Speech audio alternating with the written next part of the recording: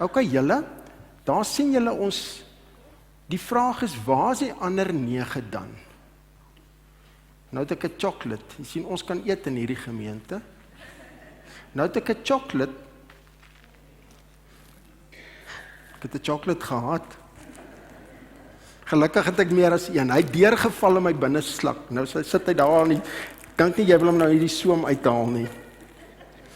Regtig, hier's hulle. Maar in elk geval, waaroor dink julle gaan vandag se boodskap? Waar is die ander 9 dan? Maklike klou. Nee, maar Billy, jy's op die bestuur, jy kan nie antwoord nie. Billy, dit gaan oor dankbaarheid. Eet jy chocolates? Lisel doen, ok, maar vertel ons meer van die storie. Wat se dankbaarheid? Waar?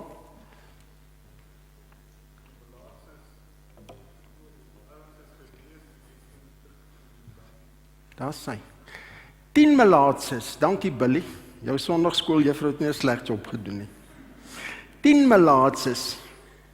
Net een kom terug om dankie te sê. Julle, melaatsheid was 'n verskriklike siekte. Ek kan vir julle 'n biologieles gee en ek kan vir julle foto's wys, maar dit is horribaal. Dis 'n siekte wat begin het op skurf geraak en rooi geraak en dan het jou hande vervorm geraak soos kloue en van jou ledemate het begin afval. Jou neus kon afval, jou ore kon afval. Dit het jou vervorm. Dit was 'n verskriklike siekte. Dis beskryf in 1873 deur 'n Dr. G.A. Hansen en die siekte is ook na hom vernoem, Hansen's disease, julle kan dit gaan Google, maar die belangrike ding wat ons moet weet van melaatsheid is dat daar van Bybelse tye tot in 1981 geen keur, geen genesing vir melaatsheid was nie.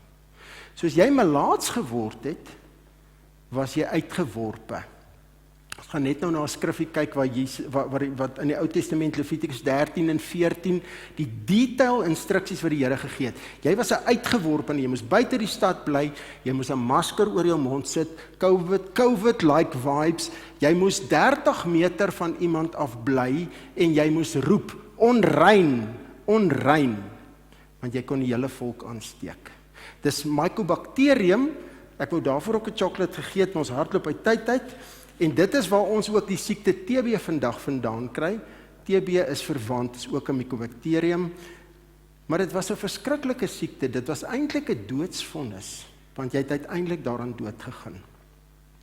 Vreesaanjaende siekte, dit het jou geïsoleer, en dan die mense in kolonies saam gebly buite kan die dorpe, want dit was eintlik die Here se opdrag. Jy was geskei van jou familie, jy was geskei van jou samelewing, jy was regtig 'n uitgeworpene. Die instruksie is eintlik hartseer in Levitikus 13 vers 45 wat die Here sê, hulle moes geskeurde klere dra, hulle moes hulle hare onversorg laat, ek verstaan dit nie, ook die onderste deel van die gesig bedek, onrein roep, in afsondering lewe buite die kampplek, is dit nie vreeslik nie. Ok, maar kom ons los dit, kom ons beweeg na die mooi deel van die storie.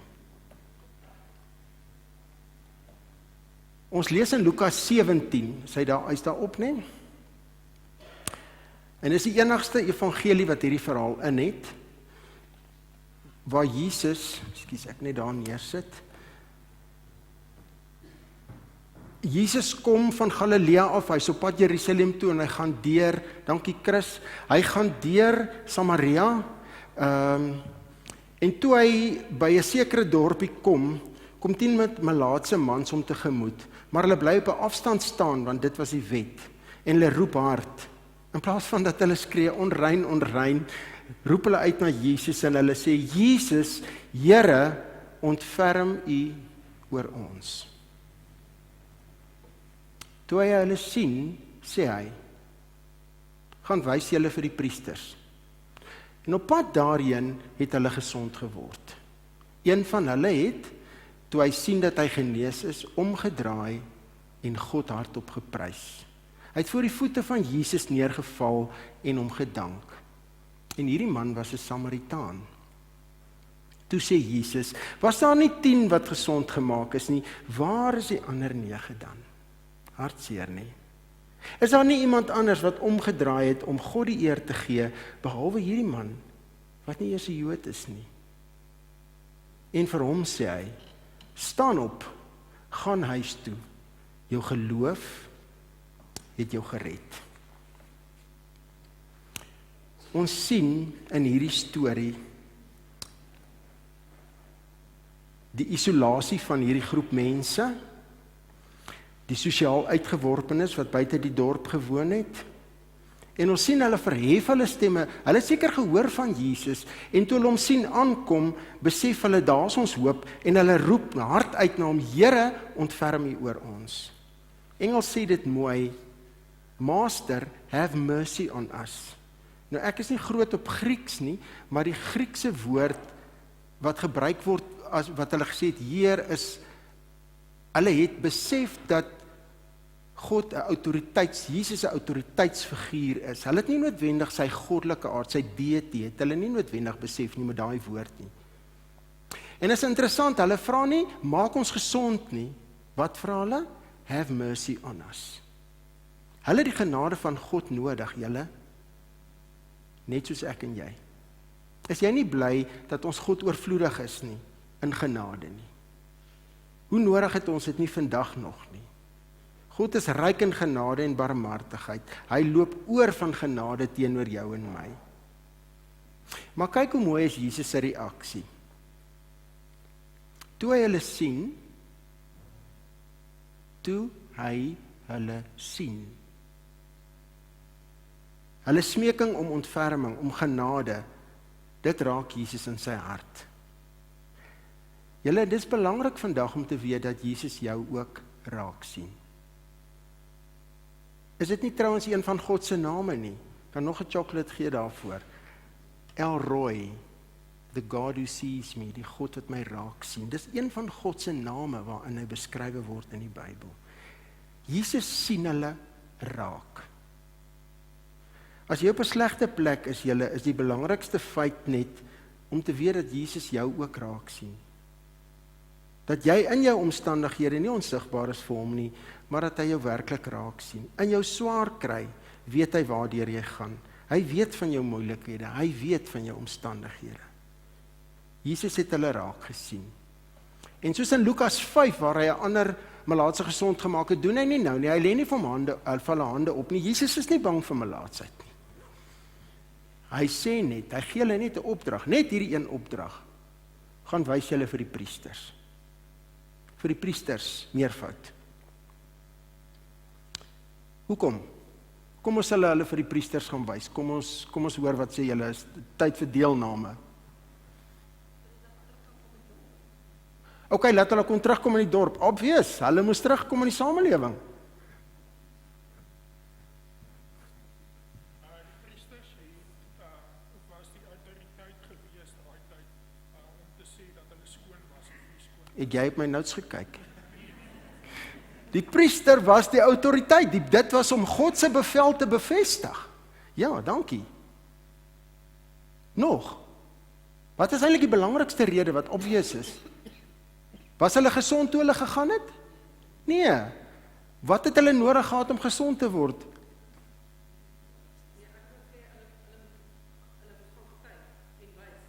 Jy het ook die notes gelees. Hulle moet, ja, dit was 'n getuienis. Julle, dit was 'n getuienis vir die priester. Ons gaan nou 'n bietjie in detail daarna kyk. Maar die belangrikste dink ek, het ons nog nie gesê nie, dis om hulle geloof te toets.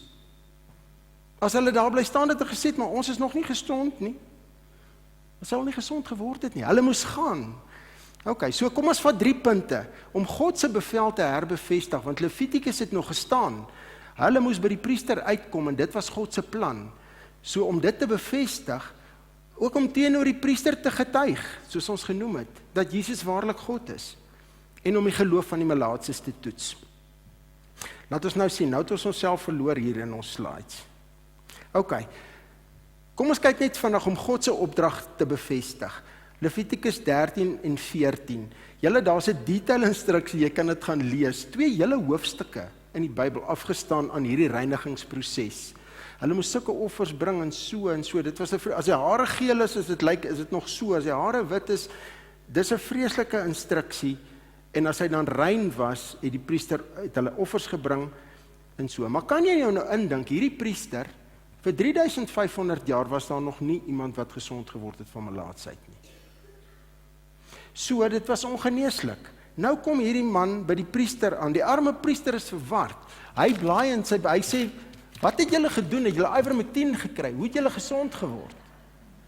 Hulle sê, nee, ons het vir Jesus gekry. En die priester, hy het nog nooit hierdie ritueel gedoen nie, want daar is nog nooit iemand gesond geword nie. So hy is daar in sy notas, amper soos ek, hy probeer uitpuzzle wat nou waar is. Hoe moet hy nou, wat is hierdie ritueel nou? Waar staan dit nou? Nee. Jesus stuur hulle na die priester toe net om te bevestig, dit is die opdrag van God. Maar tweedens ook vir die priester se onthaalwe, om vir die priester te wys dat Jesus werklik God is. Ek dink dit was 'n eye-opener. Die priester besef, hierdie is 'n wonderwerk. Jesus het hierdie mense gesond gemaak, en hy kan nie anders as om Jesus se bonatuurlike krag te erken nie. Jesus wil tog nie hê dat net die melaatse ou moet weet dat hy God is nie. Hy wil tog hê ook dat die priester moet weet dat hy God is. Hy wil hê dat almal moet weet dat hy God is. So hy doen dit vir die melaatse, maar hy doen dit ook vir die priester. Hier is iets wat ons kan vat daaruit. As God iets vir jou doen, onthou altyd, is nie net vir jou nie. Dis baie keer meer vir ander mense as vir jou. Ek het iets daarvan besef, as ek uit ons eie lewe uit kan praat, met Krishna wat kanker gehad het ek net besef dat die pad wat die Here met ons loop, is nie net vir ons nie. Dis ook 'n getuienis, dis ook 'n bemoediging, dis ook spesiaal vir ander mense. En dit is altyd die Here se plan, om meer te doen as net vir my. Dat hulle ook kan raak sien. Ek en jy moet 'n lewende getuienis wees. OK, die geloof van die melaatses. Jesus toets hulle geloof. Hulle moes eers gaan voor hulle gesond word. En hulle moes geloof gehad het, julle, anders sou hulle nie gegaan het nie. En Jesus genees hulle terwyl hulle gaan. Terloops, Jesus doen baie dinge vandag nog so. Hy doen dit soms so, maar hy doen dit soms, meestal, nie oombliklik nie, maar oor tyd. Die wonderwerk gebeur oor tyd, maar hulle moes geloof hê om te gaan, nog voordat hulle die fisiese genesing ervaar het. So Jesus toets hulle geloof. Jy sien, geloof behels dat ons optree voordat ons die resultate sien. Het jy al so daaraan gedink? Soms is die resultate dalk nie heeltemal wat ons verwag nie, maar jy kan dit weet, dit sal altyd wees presies wat God weet wat jy nodig het. Onthou, die Here het net jou beste belang op sy hart. So ons moet hom vertrou. Kyk hierdie wonderlike skrif wat in Hebreërs 11 vers 1 staan. Om te glo is om seker te wees van die dinge wat ons hoop. Om oortuig te wees van die dinge wat ons nie sien nie, of wat ons nog nie sien nie. Dit is die definisie van geloof. Is dit nie presies wat hierdie melaatses moes doen nie? Hulle was seker van hulle genesing, waarop hulle gehoop het, nog voor hulle dit gesien het.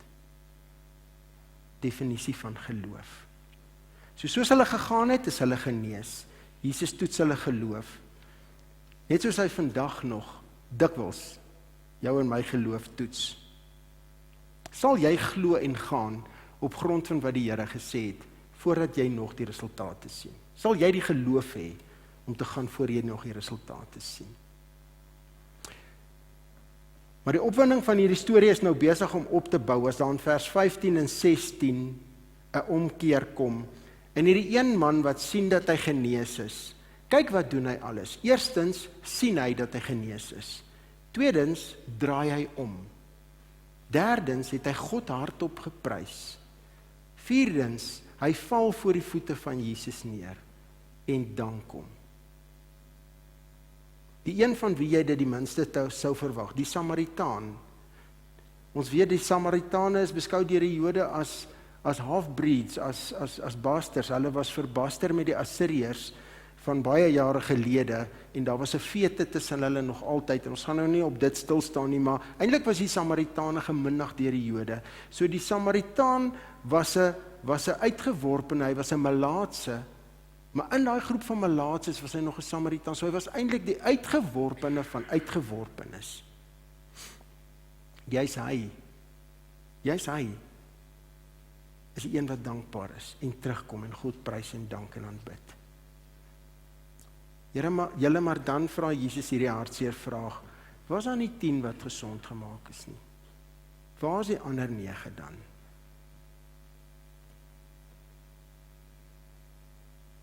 Tien roep uit na Jesus. Net 1 kom terug om dankie te sê. 10 is genees, al 10. Net 1 is gered. 10 het iets ontvang wat tydelik is, net 1 ontvang iets wat ewig is. As julle kyk na hierdie pragtige ryker wat Annetjie vir ons gemaak het, dan sien julle, daar is 10 melaatses, en daar is net 1 wat teruggekom het. Dankie Annetjie. Ons word altyd bemoedig deur ook sulke fisiese goed, wat die Here met ons praat. So die 1 herinner ons aan die Samaritaan.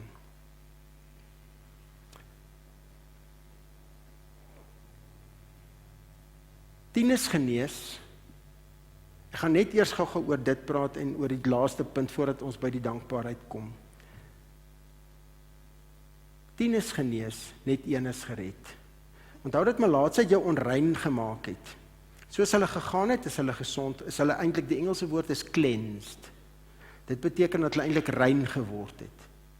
Maar dan as hy terugkom in vers 19, dan sê Jesus vir hom 'n ander woord, dan gebruik hy Griekse woord sozo, wat beteken redding. Jou geloof het jou gered. Dit beteken 'n spiritual and physical restoration.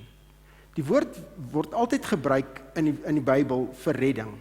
Byvoorbeeld, die engel wat vir Josef sê in Matteus 1:21 oor Jesus se geboorte, hy kondig Jesus se geboorte aan, dan sê hy, en hy praat van Jesus, en hy sal hulle red van hulle sonde, dan gebruik hy die woord sozo. In 2 vers 18 van Efesiërs, sê hy, julle is inderdaad uit genade gered deur geloof, selfde woord. Met ander woorde, ons kan verseker weet, dat hierdie man by die Here uitgekom het, en nie net gesond geword het nie. Hierdie Samaritaan is gered, van wat gered alles? Van sy sonde, van die dood, van die hel. Hy kry iets wat die ander 9 nie gekry het nie, want hy het teruggekom om dankie te sê. Ek wil jou aanmoedig vandag, moenie soos die 9 wees nie, wees soos die 1. 10 kry iets tydelik, maar net 1 kry iets wat ewig is. Al 10, sy lewenskwaliteit het so verander. Hulle is terug, hulle is verenig met hulle geliefdes, hulle is terug, hulle kon 'n normale lewe lei in die samelewing. Maar as jy net na Jesus toe kom, om die kwaliteit van jou lewe hier op aarde te verbeter, hoor mooi, as ek net die Here gebruik, om die kwaliteit van my aardse lewe te verbeter, kan ek dalk die ewigheid mis. Julle, hierdie lewe is tydelik. As jy net na Jesus toe gaan vir fisiese genesing van jou liggaam, of om jou uit te byl as jy in jou benarde situasie is, as jy net na Jesus kyk vir 'n tydelike nood, mis jy dalk die ewige gawe van geloof. Al 10 kry genesing, maar is daar op die ou ende net 1 waarvan ons weet, al 10 sterf eendag, maar daar is net 1 waarvan ons weet, wat die ewigheid saam met Jesus spandeer. Moenie net leef vir wat Jesus vir jou kan doen nie. Moenie soos die 9 wees nie. Wees soos die 1. Maar die belangrikste aspek van hierdie verhaal is die ongelooflike ondankbaarheid van 90%. So ondankbaar dat hulle nie eers die moeite gedoen het om terug te kom na Jesus toe nie, om dankie te kom sê nie. Onthou waarvan het Jesus hulle verlos, onthou die erg van melaatsheid en hoe dat hy hulle in die samelewing teruggesit het. Hulle kon normaal funksioneer, al die wonderlike goed, was verenig met hulle familie, hy kon sy klein kinders vashou. Die doodsvonnis wat oor sy kop gehang het, is verwyder. Maar 90% kom nie dankie sê nie. Tog was daar net een. Julle, en dit daag ons uit, dit daag my uit, dit daag jou uit vandag, om onsself 'n paar vrae te vra. Kom ons dink bietjie gou oor ons eie lewe vandag. Sê ons meer keer vir God dankie, as wat ons iets van hom vra. Gee ons die Here die eer wat hy verdien, as ons van hom kry, wat ons nie verdien nie. Pla dit jou, dat jy iets goed doen vir iemand, en hulle herken dit nie eers nie. Ek hou vir jou die deur oop, of ek hou die deur van die lift vast, dat jy kan instap, en iemand stap in, en hy sê nie vir jou dankie nie. Pla dit jou. Jy gee 'n geskenk vir iemand, en dis dit. Daar is nie 'n dankie nie. Hoekom is dit dan so? As dit jou pla, hoekom is dit dan so dat ek en jy eintlik presies dit met die Here soms doen, dikwels doen? Ons doen dit. Ons smeek, ons vra, ons pleit by die Here vir iets. En hy antwoord ons, maar ons vergeet om dankie te sê. Kom ons dink maar aan 'n voorbeeld van biddag vir reën. Ek onthou as kind, biddag vir reën, ons die kerk stampvol. Gebeur vandag nog. As daar 'n dankdag is, waar daar vandag 2 uur is, dan is daar 'n handjie vol mense. Of ons sien bloot net nie raak hoe goed die Here vir ons is nie, en hoe hy ons seën nie, en daarom sê ons nie dankie nie. Ek wil vir julle 'n kort getuienis lees van 'n vrou, Esther Debbie, 'n gelowige in Engeland, wat 'n ervaring met die Here gehad het. En ek gaan dit vir julle lees. Dit is natuurlik in Engels, ek het dit vertaal in Afrikaans. Dit was omtrent 3 uur in die oggend toe ek gevoel het hoe God my wakker maak. Nie soos 'n droom nie, soos 'n wete. Sagte maar ferm stem binne my, word wakker en trek aan. Ek het eers nie ten volle verstaan nie, maar ek het gehoorsaam. Ek het aangetrek in die stilte van die nag, die soort stilte wat amper heilig voel, en ek het, voordat ek uitgestap het hy weer gepraat. Bring jou duvet. Daardie instruksie was moeiliker. Dit was nie sommer enige duvet nie, dit was my duvet. En ek het dit lief gehad. Dit was die een wat my veilig en warm gehou het, en vir 'n oomblik het ek gehuiwer. In my hart het ek geworstel. Maar ek het reeds iets oor God geleer. Wanneer hy praat, bedoel hy dit. So ek het my duvet gevat en gekom. Hy lei my toe na 'n sekere plek en sê, staan hier. So ek het gestaan. Dit was koud, soort koue wat jou vel byt, amper soos Ermelo vanoggend. Die nag was nog steeds dik van die donker, te stadig besig om plek te maak vir die dagbreek. En ek onthou ook gebewe het, daai duvet vasgeklou het, en stilweg gewonder het waaroor dit alles gaan. Toe sien ek haar, 'n vrou langs die pad. Dit het swaar gereën die vorige nag. Alles rondom haar het die storie vertel.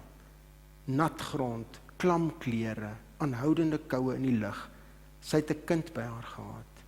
En God het so duidelik vir my gesê, sien jy daardie vrou? Sy het in die koue geslaap. Gee vir haar jou duvet. Wel, hierdie keer was daar geen huiwering nie. So ek het na haar toe geloop en dit vir haar gegee. En ek het verwag, ek weet nie, miskien verligting, miskien dankbaarheid, miskien net 'n sagte dankie. Maar in plaas daarvan het sy net vir my beledigend aangekyk. Wie het vir jou gesê ek het kombers nodig? Het sy gevra. Ons mag dalk op straat woon, maar ons vat nie komberse van mense nie. Vat dit weg, ek wil dit nie hê nie. Haar woorde was skerp, onverwags, pynlik. Ek onthou toe ek daar gestaan het, verward. Sy het gebewe met die kind langs haar. Die nood was duidelik, ten minste vir my, maar sy het geweier. God het saggies vir my gesê, gaan weg. So ek het gegaan. Ek het op 'n bankie naby haar gaan sit en probeer verstaan wat sopas gebeur het. My hart het swaar gevoel, nie oor die duvet wat ek verloor het nie, maar omdat iets net nie sin gemaak het nie. En ek het hom stilweg gevra, Here, wat het nou net gebeur? Voordat hy kon antwoord, het ek nog 'n vrou gesien.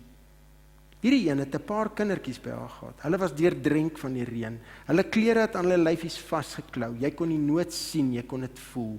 En sonder om te dink het ek gesê, Here, dit sou beter gewees het as hy my na daai vrou toe gestuur het. Hulle het dit meer nodig, en dis toe dat hy gepraat het. Nie kras nie, maar op 'n manier wat my diep geraak het. Dit is hoe ek voel. Ja, ek het stil gebly.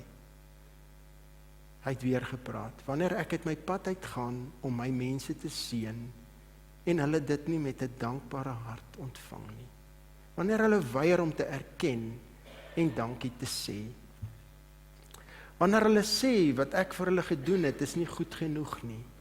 Wanneer hulle verwerp wat ek hulle gegee het, sonder om te besef hoeveel ek moes verbygaan om by hulle uit te kom. Wanneer hulle my nie genoeg vertrou om te weet dat ek hulle vader is nie. En op daardie oomblik het iets binne my oopgebreek. Dit het nie meer oor die doewy gegaan nie. Dit het oor die hart gegaan. God het my gewys dat soms wat ons as nie genoeg beskou nie, eintlik iemand anders se gebed is wat vir my verhoor is. Dat wat ons verwerp dikwels iets is wat hy doelbewus vir ons gekies het. Dat dankbaarheid nie gaan oor hoe groot of hoe klein geskenk is nie, maar oor die erkenning van die hart wat dit gegee het. En toe sê hy, wat ek jou gewys het, is die krag van danksegging. Ek het gehuil, nie hard nie, net stil, diep. Omdat ek verstaan het, ek het verstaan dat danksegging nie 'n reaksie is nie. Dis 'n ingesteldheid. Dis om verder as die oppervlakte te sien, dis om te vertrou dat as dit van God afkom, dit intensie dra. Selfs wanneer dit nie aan ons verwagting voldoen nie. Sien, ons is geneig om te dink dat om dankie te sê, om dankbaar te wees, net gekoppel is aan wanneer iemand iets vir my doen. Maar, julle, dis veel dieper. Is jy, as jy oor jouself dink, 'n dankbare persoon? Lewe jy 'n lewe van dankbaarheid? Dank jy God vir wie hy is, nie net gebaseer op resultate nie, of hoe hy geantwoord het, of wanneer hy geantwoord het nie. Dank ons God omdat hy dit waardig is. En bring ons hom altyd die eer, ten spyte van.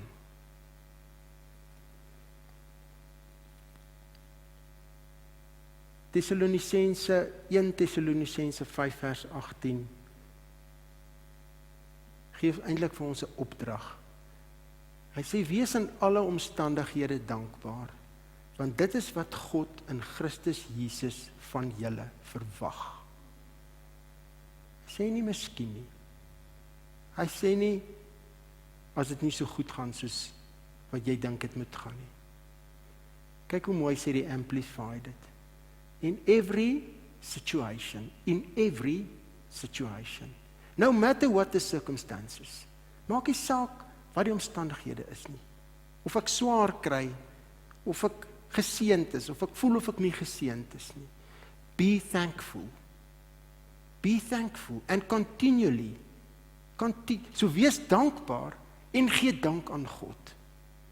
For this is the will, hy sê dit sterker as Afrikaans, hy sê dit is die wil van God vir julle, dis God se plan vir julle, dis God se plan vir my, dis God se plan vir jou, in Christus Jesus. Om dankbaar te wees is 'n opdrag van God. Die oomblik, toe die 9 gekry het, wat hulle wou gehad het van Jesus, het hulle heeltemal van hom vergeet. Moenie soos die 9 wees nie. Wees vandag soos die 1. En ek kan nou vir julle 'n lysie gee, en ek kan julle baie skuldig laat voel. Skus. Ek kan vir jou net 'n paar vrae vra, en sê, gee jouself 'n punt uit 10 uit. Bid jy vir jou kos aan tafel? Noem sommer net 'n paar. As iemand vir jou die sout aangee, sê dankie. Klein dingetjie. As die Here vir jou iets doen, is jy altyd dankbaar. Ons kan 'n lys, jy kan vir jouself 'n lysie maak. Maar die Here is nie hier om, daar's geen veroordeling nie, sê Romeine 8 vers 1. Ons leer ons kinders, ek het dit in 'n winkel 2 dae terug gesien, nou weer. Het jy vir die tannie dankie gesê? Het ons nie ons kinders so geleer nie? Doen jy, come on man, julle het dit almal gedoen. Daarom een wat sy kinders ordentlik opgevoed het. Maar dan vergeet ons maklik self om vir die Here dankie te sê.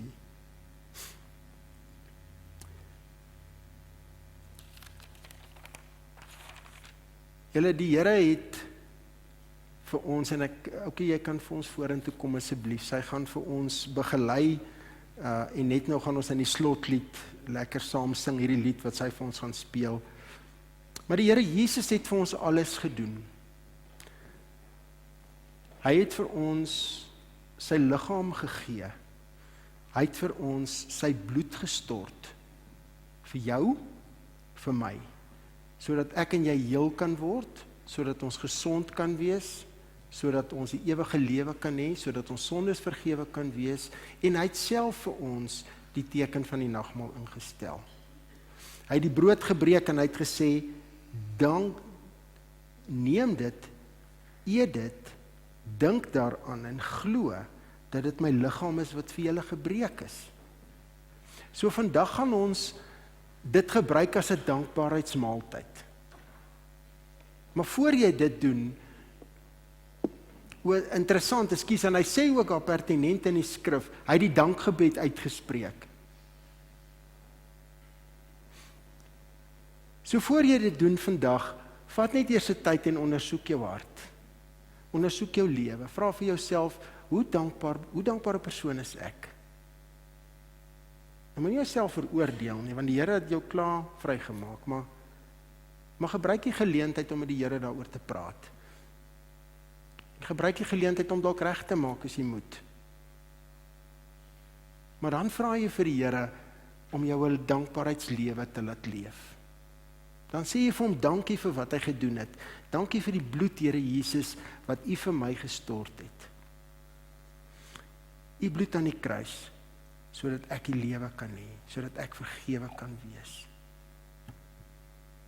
So ek gaan vra dat die ouens vorentoe vir ons kom, jy kan maar vir ons begelei, liefie. Die ouens wat vir ons die tekens uitdeel, kom deel dit uit, en as jy dit kry, hou dit by jou, spandeer tyd met die Here, sê vir hom dankie. Don't be like the 9, moenie soos die 9 wees nie. Wees soos die 1, julle kan vat en uitdeel.